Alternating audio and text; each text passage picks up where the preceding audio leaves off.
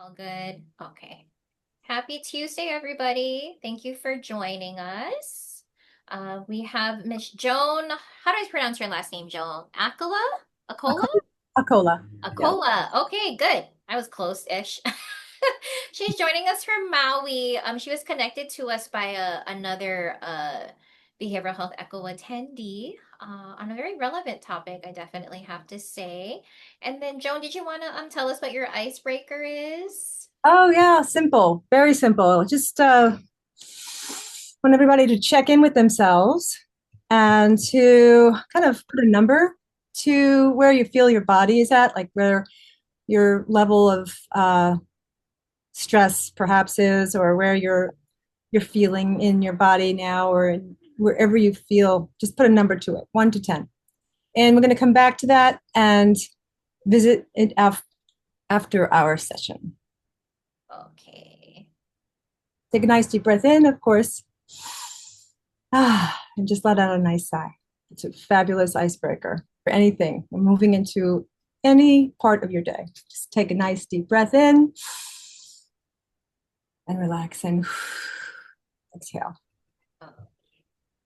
So for those of us that are on audio and just joining us, today's icebreaker, check in with yourself and put a number to where you feel your body is at 1 to 10. 1, I'm assuming, is not great. 10 is the best ever.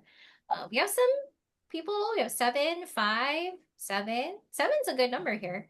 Good Seven, for a Tuesday after a holiday. 7 on a 2. Yeah, you're right. It is after holiday. I would say 7 as well. And Sherry, very precise, 6.5. 6.5 for Sherry. Marissa says 7. And take those nice big inhale exhales. Yeah, feels great. Just relaxing into this presentation. Perfect. Okay. Thank you again, everyone, for joining us. All right. We have some people trickling in.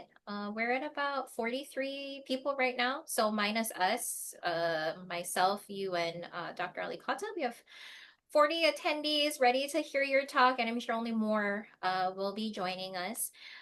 So I'm going to hand it over to you, Joan. Just let me know when to forward slide. I'll be running the slides for you on this end. You're running the slides for me? Yes, I Okay. will. And if anyone has any questions, just put it in the chat.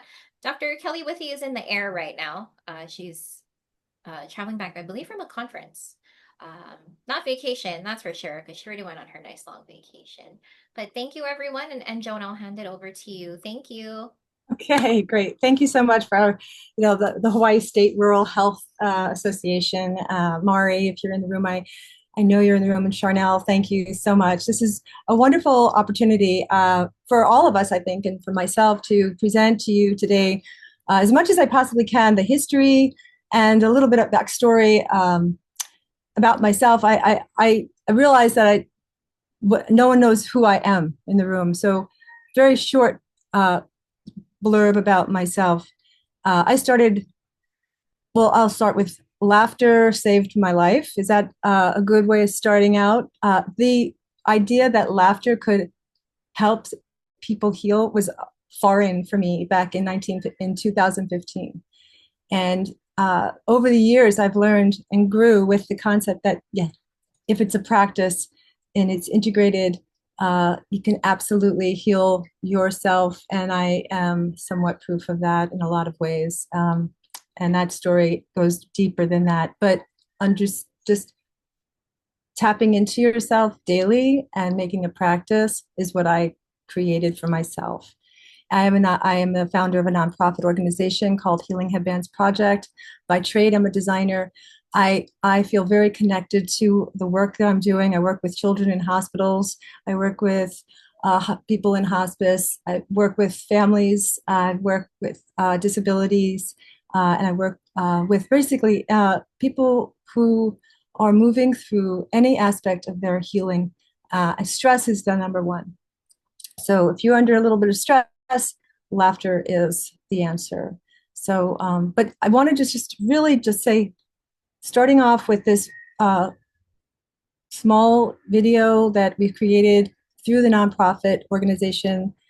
This is I belong to an association called the Association for Applied and Therapeutic Humor.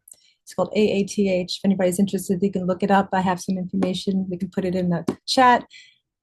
This group of people get together and they study humor. And this is what we'll show. I'm going to showcase this video right now with people who study the laughter. They live it, they measure it, and they turned it into something that can actually use. So I'm going to, without talking any further, I'll start my presentation. The arts, music, and laughter are huge pieces for us to create pathways in our brains that will strengthen the way that you handle negativity in your life. We can detect all the activity of our brainwave by EEG, or neurofeedback. There was, until recently, proven only one mechanism that triggered gamma wave activity, and that was insight. And recently they've now shown that humor does exactly the same thing. These gamma waves, which are the only wave bands that touch every part of the brain, get activated and fire like crazy and create bursts of energy. There's a new neural pathway being created that never gets undone. It's forever. So it's like that aha, when you go, ha! Humor is something that is a natural piece of helping kids and their parents grow and learn.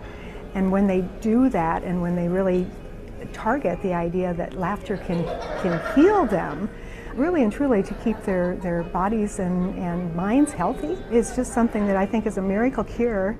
Oftentimes we're stuck in the judgment, so we erase the drawing, or we evaluate the joke, or we judge the painting.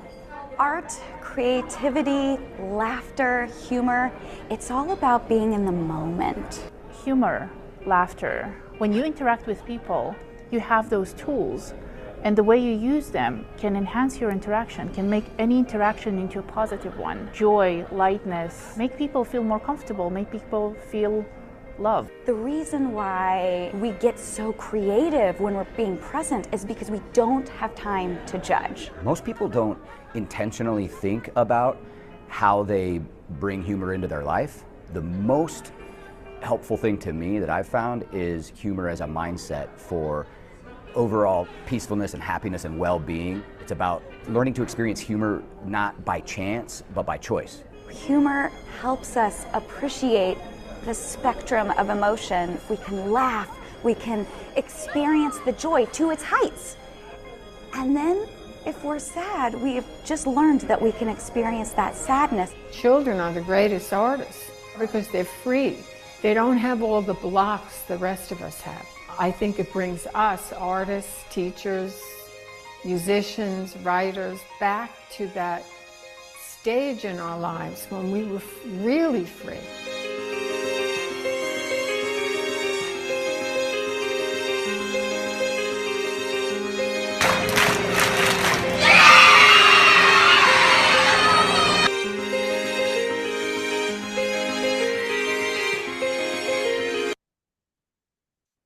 Okay. Next. All right. Wow. Well, this is the biggest part. Laughter is medicine. And we're going to talk about three different individuals as a science-based reset. We're going to talk about three very important figures in the field of laughter and what happens when we do laugh and the history of these wonderful people. Next slide. So 3 people, 3 discovery. Some of you may know Norman Cousins. He was a pioneer in the field of laughter. There's Lee Burke, who also, along with Cousins, they were colleagues, worked together, and Madan Kataria, who is the most recent on the field of discovering laughter as the best medicine. So, by the way, today is Norman Cousins' birthday. And sadly, he passed away in 1990, but we still celebrate. So we'll do a little celebration later. Next slide. Okay, so Norman Cousins is very important. Like I said, he was a pioneer in the field of of laughter. He was initially an editor for the Saturday Review, going back to the early, from 1940 to 1971. He was a peacemaker, a diplomat, and much later he was a mind-body advocate. He had a debilitating illness called ankylosing spondylitis. If I'm pronouncing that incorrectly, I apologize. But it's a debilitating joint condition. It's an arthritis that affects the spinal cord. And back then, there were really very little options, but he's a very smart man. So he talked to his doctor and he put himself in a hospital. He took himself out of the hospital, put himself into a hotel, and along with his good friend, Alan Fine, who, if anybody remembers who that is, he was a very funny man. He had a television show back in the 1960s. And they were good friends. So he found that 10 minutes of laughter, because he would watch Marx Brothers, he would watch films in reel to reel that would just make him laugh for when he was feeling pain. So basically, he found and discovered that 10 minutes of laughter equals 2 hours of pain relief. And next slide. This is just a little bit of his interview, which I think is very important. These are actual people who have studied this starting back in the 1960s. So his sickness, he was diagnosed in 1964, and the doctors told him that he would have literally 6 months to live with the type of health care that was available at the time. But because of this, he lived 25 years past his diagnosis. And I made the very interesting discovery that 10 minutes of good belly laughter would give me 2 hours of pain-free sleep. And I got rid of the painkillers, the codeine, the sleeping pills. They were giving me 36 aspirin a day. And I got rid of that and went with the things that I believed in. And as I say, I discovered that that laughter did produce a natural body anesthesia. It was a very exhilarating discovery. Okay, great. So, Cousins showed up, right? He showed up in the hospital. Oops, before that, stay there. That's fine. Cousins showed up and he said, if my mind could heal this, if my mind could create this illness, my mind can also heal it. And so with his work, he wrote a beautiful book, Anatomy of an Illness. Put that in the chat, Anatomy of an Illness. Great book if you want to know how this man documented his entire experience moving through his healing with laughter. Okay, sorry, somebody is texting me. Okay, next slide. Now, the second person on the scene who is also a colleague of Norman Cousins was Lee Burke. Big move. He was a professor at Loma Linda. He was also researching at UCLA, the study of what stress does to our body, brain chemistry. More than anything else, he was an immunologist. Sorry. And studying the effects of stress on the body. And what they discovered that is when you laughed, very simply, your levels of cortisol went down, your feel-good chemicals went up, and those feel-good chemicals we know is to be dopamine, oxytocin, serotonin, endorphins, and basically what he recorded is that the data that he created doesn't lie, and his curiosity just continued when he just continued to build his career around why laughter is the best medicine.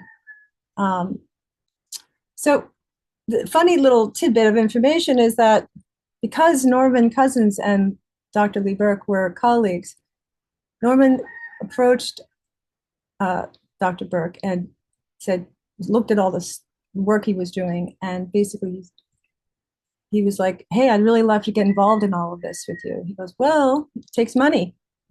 And Norman Cousins said, well, how much do you need? So it was Norman Cousins who initially funded the work at Loma Linda University for Lee, which is a very important relationship. Okay, next slide.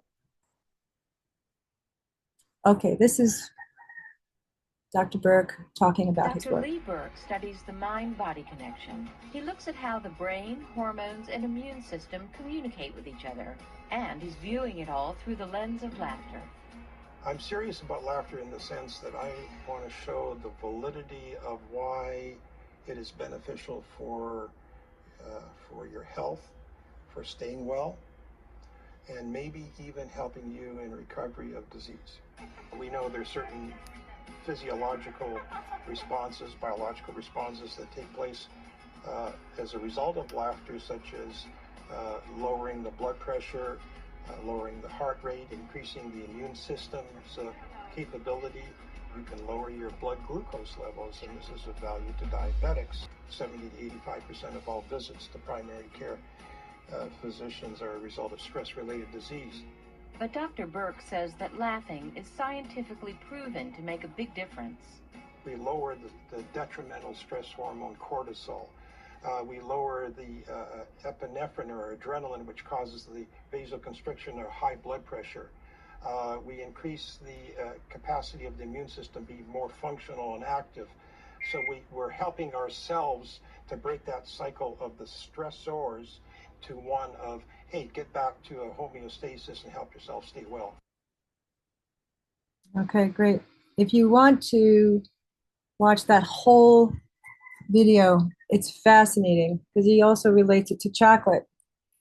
It's the same experience that we get with laughter, lowering our cortisol levels and raising our dopamine and serotonin, oxytocin, other hormonal is through chocolate. We can actually get that through good quality chocolate. So what laughter does to the body. Lee Burke said, hey, I figured it out. This is how it's done. And, then comes onto the scene Madan Kataria, who from Mumbai, India. This is a man who is absolutely revered in the world of laughter. He also went out with a curious mind and went out to discover, why is laughter the best medicine? It always starts off with that, like, why is it that this is happening? And by doing that, his story is very short. It's very simple. He was writing an article for a magazine called "Laughter is the Best Medicine," but instead of writing the article, what he decided to do was set it to the test. So he took 5 of his best friends and went to a park and started telling jokes. And the story goes that the jokes ran out, and people were getting bothered by the fact that if they didn't have a joke, they weren't going to laugh. And Madan Kataria said, wait a second, the body does not know the difference between real and fake laughter. So he came back the next day and was like, hey, listen, because if 5 people turned to 10, 10 to 50, and then he had an entire park of people wondering what's next. And he said he discovered that laughing on purpose, using breath and movement, elicited the same effects as telling a joke, but it was on purpose. It was intentional laughter. And he said, like, this is the famous fake it till you make it, right? So it's a simple process, laughter exercises, laughter yoga. Why yoga? Because yoga is breath.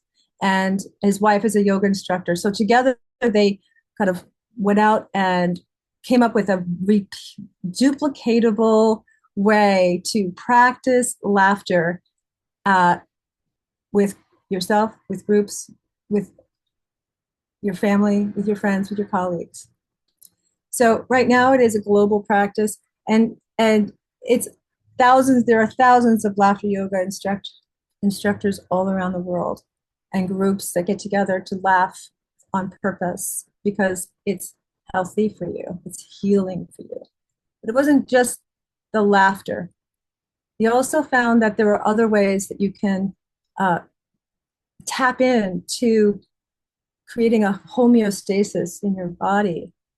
And that was with, next slide. Oops, oh wait, maybe not this slide. Next slide.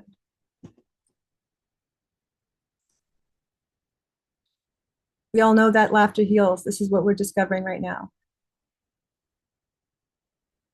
Okay. Why wait for humor is what Dr. Madan Kataria suggested. He said, why should I look outside of myself to find something humorous when I know I can tap into that myself? And he developed these practices, these exercises, which all people can do everywhere. Simple breathing exercises. There are hundreds of them, but when you tap into what works for you, we'll understand that what works for you may not work for another person. So feeling good and comfortable with this practice is far most important. So why wait for the humor, he suggests. Next slide. So laughter yoga, we understand, is the idea that we laugh on purpose, intentionally. But then there's another step. It's like, okay, we have laughter, which of course we know changes the brain chemistry. But then there's also other ways of breathing and exercise. Like we sing, we hum, we dance, we have small movements. So along with just laughter, it's not just ha ha ha ha ha. It's we can sing with that, we can dance with that, we can move with that. There's a whole world of brain gym that is another piece of laughter yoga, where we balance the left and the right sides of our brain by acting out equally on both sides with small movements, right? And the most, I guess, important thing that Dr. Kataria wanted to inject is that we instill a childlike sense of play about ourselves. We tap into that place, that space, that like that first video we talked about, like where we were free, where we could all just not have any inhibitions, to allow ourselves to be who we are in that moment, even if it's the smallest of things. I have a great meme that's like the angry cat, and it says, he's just got this look on his face, and it just says, I'm smiling on the inside. And that's true for a lot of us. So a lot of times we don't have to put this expressive look on our face to know that to show people that we're happy. But if we tap into it on the inside, this is the message that he's sending. And the 4 elements of play are what he's really promoting at the moment, because it's something we all can do. Next. And of course, wait, I want to say, LSD, he does not promote, just say. But he does promote. Okay, so this is the moment of truth, the practice. What does laughter yoga look like? What does laughing on intentional look like? What does laughing, to fake it? Some of you might not want to fake it. It's okay. You can just sort of follow along at your own pace. You can take your breaths, don't move, whatever feels right for you. So if we can come back to this and put everybody up on the screen so I can see, that'd be great. Because now we're going to start the practice. Ooh. Can you close that down, Charnel?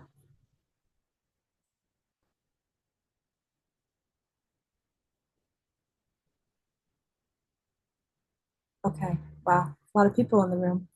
Hello, everybody. A lot of names, no faces. You can keep your video camera off. That's absolutely okay, but if you want to share, you can share. So if you feel comfortable taking your video off, that's great. But you'll receive the rewards just watching us all or just listening to it. Listening to laughter has the same effects as actually laughing yourself. So it's definitely a contagion. Okay, so this is part of the practice. This is just settling in. right? Everybody's sitting in a chair, standing up, feeling, if your legs are crossed, uncross them, put them grounded, feet on the floor, flat. Okay? And we're going to just sort of tap into our bodies. Remember that number that you gave yourself earlier today. Tapping in, we're going to breathe in, and we're going to hold it, and then slowly exhale out of the mouth. So breathe in through your nose and exhale through your mouth. Inhale. Hold it and exhale. And this time we're going to do that with just a smile, okay, as we exhale. So it looks like inhale.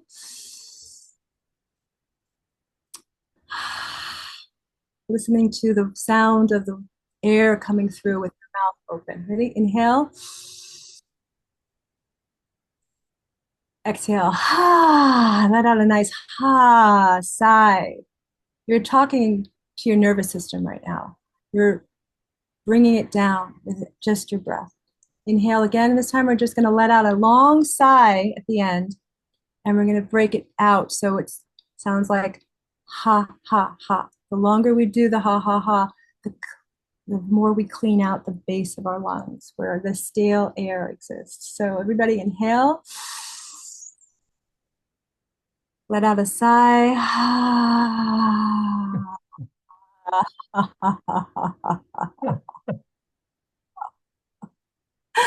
If you want to unmute so we can hear you, that would be great. So up to you. Inhale again. And then we're going to let out another sigh with a little bit of louder ha ha.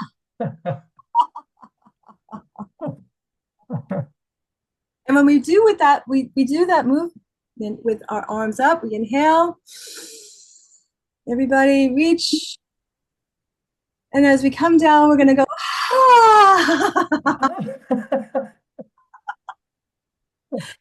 Some of you may have done this already.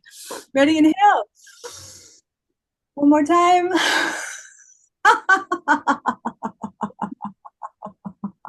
The longer we laugh, like haha, the clearer our lungs are. And then we inhale fresh new air into our lungs. It's the fastest way we can clean out the air. Okay. Now everybody just tapping into that sense of how you feel. Like that was just a little bit of a haha at the end of a breath. Now we're just going to hold a smile on our face, everybody. And if everybody was I could see everybody, it would be cool to look at everybody, but I'll be looking at Dr. Alicata and Charnel. Okay? Just tap into the smile. This in itself is tricking the brain. The brain says, I'm happy. And the body will respond. This is just the way it works. It is scientifically proven, thanks to our Dr. Burke and all the other doctors that are involved. Dr. Fry, William Fry is another name. So take a deep breath in, smile, hold it. Now you could do this anywhere at any time. Smiling isn't painful unless you just went to the dentist. Very different. So on the average, smiling is a natural expression of joy, a natural expression of where we are. We can actually fake it though. I say, I don't feel like laughing. Well, take a deep breath in, right? Bring your right arm up, touch your right shoulder, your left shoulder. Bring your left arm up, touch your right shoulder. Put a smile on your face. And remember, this is all for you. And give yourself a nice big hug, right? This is the smile hug. And just giggle back and forth.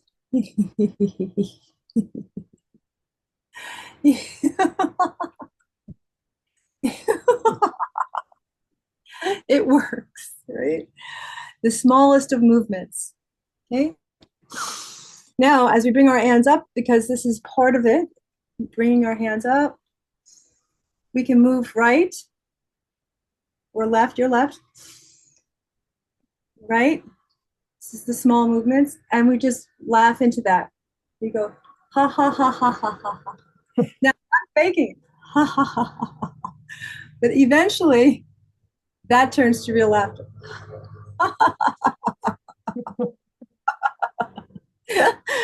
And you know what? Bring your hands down and to feel the tension move away from your muscles. We're going to do this tightening. Everybody, tighten all of your muscles. Clench your fist, clench your legs, the feet, tighten every muscle in your body. Right? Hold it really, and then just let it out with a big ha. Ready? Inhale, tighten, and we're going to go ha.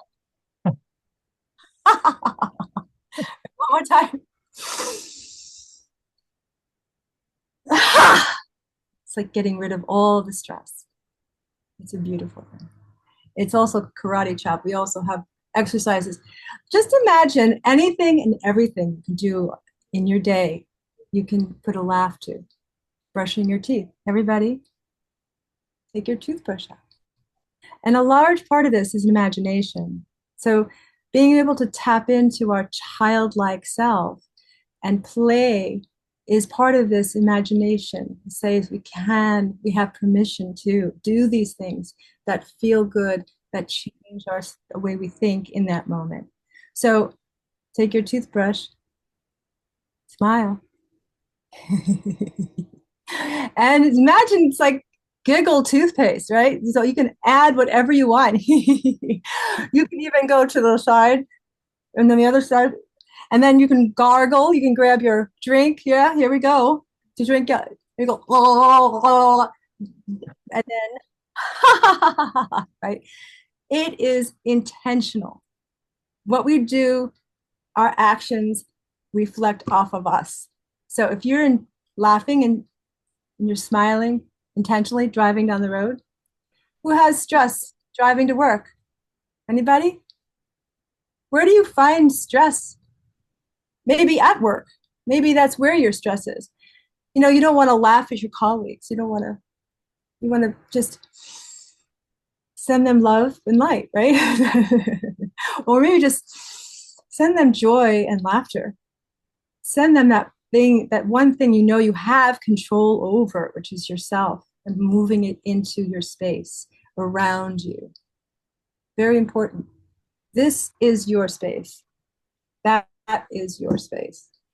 If I'm filling my space with joy, happiness, peace, calm, if I'm resetting my nervous system every 5 minutes of the day, then you rethink where you are. But if you start your day with 5 minutes of laughter or 1 minute of laughter, 1 minute, let's try to do 1 minute of laughter. Okay, is everybody okay with that? Okay. Okay, I'm going to time it. What does 1 minute of laughter feel like? You might think, oh, it'll go like that. Well, I don't think so. Let's see. Here we go. 1 minute. I'm going to time it. Oops, wrong one. Here we go. 1 minute of laughter. Okay, you ready? You ready? Now, what does 1 minute of laughter look like? See, since most of you are completely muted, it doesn't matter. Just laugh as loud as you want, or you don't have to laugh at all. And if I can see you laughing, even better. So here we go, on the count of 3. 1, 2, 3, laugh.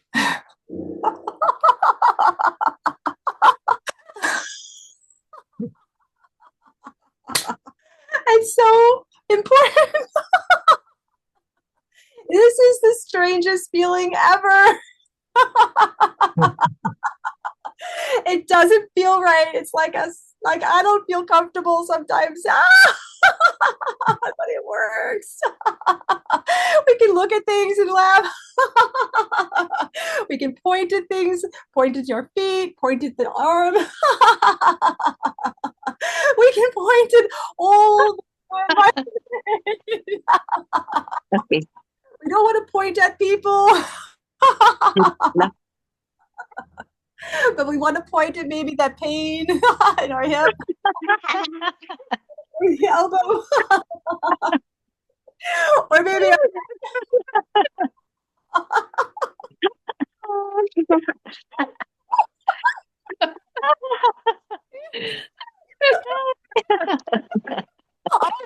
sorry. Yes, 1 minute 7. Thank you for unmuting a few of you. Hi, Glynis. Hi, I have my grand is laughing. Aw, so sweet. Hi. Thank you for joining us. Oh, so sweet. Yes. Thank you. Welcome. That's the best. That is the simplest of smiling exercises. So feel yourself right now. How do you feel? Better. Good. Better. How do you feel? Like 1 minute of laughter. What happens, right? What happens after 1 minute? Let's go back to the slides.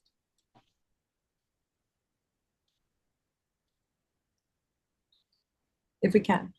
There we go. Okay. So, yes, this is it. What just happened, right? After 1 minute of laughing. This is remarkable. This is the remarkable research that started with cousins, came together with Burke, and Kataria has discovered, like, taught us how to do it, how to make the practice. So stress hormones drop, feel-good chemicals rise. That's the dose. We like to say in the world of laughter, yoga, laughter, anything, humor, that the dose is dopamine, oxytocin, serotonin, and endorphins.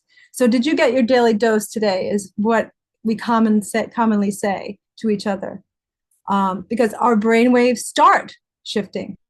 Nervous system wakes up, and then it calms down. So when you do more laughter over a period of, let's say, 20 minutes, which is the time it takes for all those chemicals to start spewing out of your brain and flooding your system, this is what happens to the body. It wakes up, right? First it wakes up, and then it settles us, because after we laugh, we feel like we just exercised. It's internal exercise, which is what Lee Burke says, right? Internal exercise. So everything about us shifts. Our perspective changes. Suddenly that thing that bothered us a second ago is no longer bothering us. It puts us in the moment, and it gives us it makes us ready to connect with each other. So if you're going into a meeting, or if you're getting off of work and you're going home to children, or if you have too much stress, anything that's causing you stress, just sit in your car, take a walk, start to put together a little bit of where you could start. Number one, smile. It's the easiest thing to do. And when you smile, someone else is looking right at you. Maybe there's someone else who sees you smile, right? And what's that doing? It's connecting. My favorite quote is Victor Borge, who is a musician, is a pianist, famous pianist. He says the closest distance between two people is a smile. And that's a fact. So all you really have to do in life is just smile.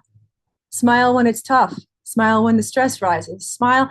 And it's not that you are smiling at it, the situation. You are smiling because you are wanting yourself to heal, to get through it, to manage where you are in the moment. Okay. Next slide.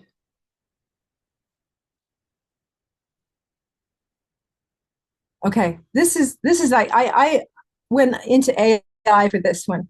Simple question. I asked a very simple question to ChatGPT. I don't know if anybody uses it, but this was a very simple question. So what fields can benefit from laughter? Okay, here's one. Physical health and healing support. And it lists all the areas in which that field laughter can help. And we can read all about this. We can read into each one of these. Next slide. Emotional and psychological healing. Many of you are in the field of psychology. You're therapists. You certainly understand grief, trauma, anxiety, depression, emotional regulation, right? These are things that laughter benefits, right? Even if it's the smallest, it is not the cure all. Let me just make that clear. It is not the cure-all, but it is a doorway that brings you to a baseline where you can now reset, right? And that's part of this. Part of our conversation is how do we reset? This is how we do it. Next slide. The nervous system, brain health, right? There's so many fields that laughter can help, right? Next one. Next one. And just keep flying through those because ChatGPT spit it all out at me. One more. There's so much that laughter provides for all these fields, especially when you're working with children, because then you can capture them when they're young, right? And elderly. There's a beautiful curve that goes like this. Is what happens. Let's say you're baby. You start laughing. You start laughing at the age of 3 to 4 months. Parents go goo goo gaga, and that's what we're doing, and that sends off mirror neurons that reflect back at us and goo goo gaga, yay, and we're going to get baby to smile. That starts, and then we go like this. We're born, we laugh, we have a great, we get older, we go to college, we go study, we get older. Holding on to that space when we were children is what is so important, and that's what laughter yoga can do. It can grab them and take that and teach laughter through those years that we forget how to laugh. But what happens is, actually, it should go like the other way around. It goes like laughter and then no laughter and then up again like a roller coaster ride. But just imagine when you come back down or you go back up when you're older, the elderly, aging, those people, the people that they laugh again, the end of life. People want to laugh going out of this world. I've witnessed it all. I've witnessed every stage. It's amazing. Next slide. Okay. How do you continue the practice? Right?